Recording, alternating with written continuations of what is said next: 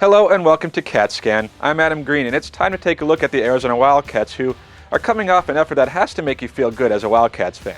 Coming off their bye week, the Wildcats did what they were supposed to do and what they needed to do in a 52-17 win over the Washington Huskies. Matt Scott threw for 4 touchdowns, Kadeem Carey ran for 172 yards in his score, and Austin Hill made both of his catches count, racking up 70 yards and 2 scores, along with what might have to be the coolest stiff arm I've ever seen. Early in the third quarter, Hill took a short pass around the 8-yard line or so, met up with Washington safety Sean Park around the 6, basically told him to get off me, and threw him to the side en route to the end zone. The score basically set the tone for the second half of the game. It put the Wildcats up 21, and the defense took over from there. Yeah, you heard me. The much-maligned defense, led by Jeff Castile, shut out the Huskies in the second half of the game. And really, if not for a turnover that gave Washington the ball deep in Arizona territory late in the first half, they could have allowed just 10 points on the night. The defense deserves plenty of credit for what happened Saturday. 4 sacks, 2 interceptions, a fumble recovery. It really was their best effort of the season. But the credit for the performance, in my opinion, goes to the offense. For all the talk about how Arizona's poor defense puts a ton of pressure on the offense to be perfect, the fact is the Wildcats' offense puts a ridiculous amount of pressure on the other team to keep up. Matt Scott, Kadeem Carey, Austin Hill, Dan Buckner. The list of guys who can burn you goes on and on. In total, 11 different Wildcats have reached the end zone this season. And think about it. The Wildcats are averaging 39 points per game, and that's including a shutout at the hands of Oregon. They're going to score points. Can you?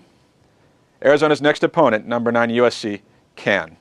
A preseason favorite to reach the national championship game, things haven't gone exactly according to plan for Lane Kiffin's bunch. That said, they are 6-1 in the season, with a 4-1 conference mark. Matt Barkley has been excellent at quarterback, Silas Redd has been solid at running back, and Marquise Lee and Robert Woods have been every bit as good as advertised at the receiver position. And their defense is a good one. They're allowing just 16.7 points per game. They've recorded 27 sacks on the season, which is, sadly to say, 7 more than the Cats have the last 2 seasons combined. But they have yet to face an offense as good as Arizona's. They do play Oregon next week, but Wildcats get them first. And that's why the Cats have a chance in this one. Really, it's going to come down to whether or not the Wildcats once again start fast and make the opponent play catch-up.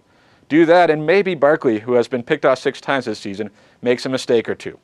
Fall behind, though, and Arizona's defense probably won't be good enough to hold the Trojans at bay. At least not long enough for Matt Scott and co to get going. All that said, my prediction for this one is USC 38, Arizona 31. The Cats keep it close, but just don't have enough to keep up with one of the most talented teams in the country. And therefore, we'll have to listen to that damn fight song quite a bit Saturday at Arizona Stadium. Sorry. And that's going to do it for this edition of CatScan. For more on the Wildcats, you can check out the podcast I host with Jarrett Carlin called Bearing Down. And for my thoughts on a variety of topics, you can follow me on Twitter @TheAdamGreen. Thanks for watching, and we'll see you again next week right here on ArizonaSports.com.